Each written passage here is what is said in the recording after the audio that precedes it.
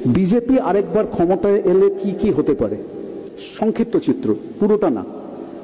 1, 2025-এ RSS এর 100 বছর পূর্তি, ভারতকে হিন্দু রাষ্ট্র ঘোষণা। নাম্বার 2, অর্থনীতির সম্পূর্ণ বেসরকারীকরণ।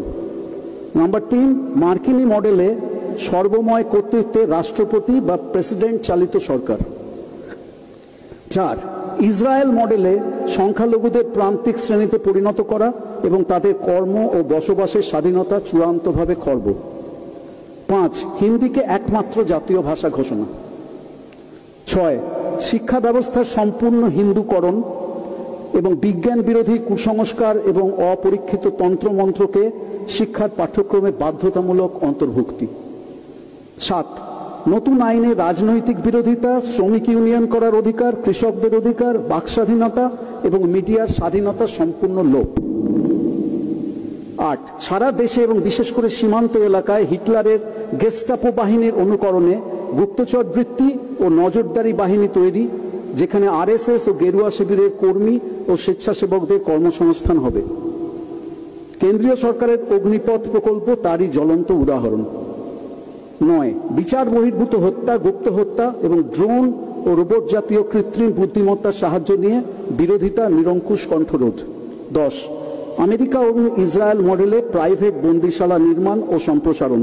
দেশের বিভিন্ন স্থানে ইতিমধ্যেই কিছু প্রাইভেট ডিটেনশন ক্যাম্প তৈরি হয়েছে আমেরিকার মডেলে।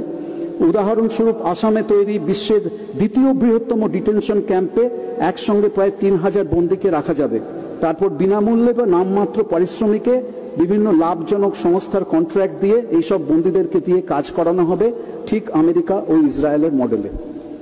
11, নারী স্বাধীনতা এবং আধুনিক বিজ্ঞানসম্মত চিন্তাভাবনার সার্বিক ধ্বংস।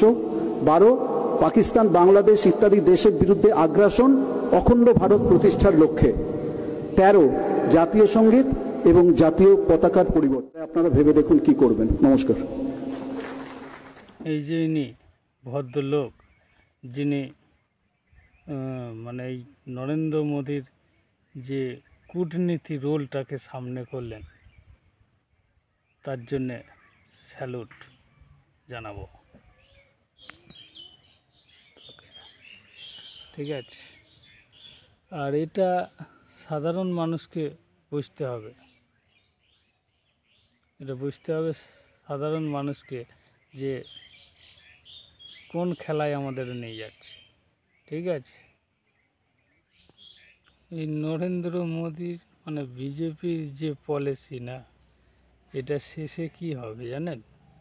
এটা ডাস্টবিনে পড়ে থাকবে, এটা ডাস্টবিনে চলে যাবে।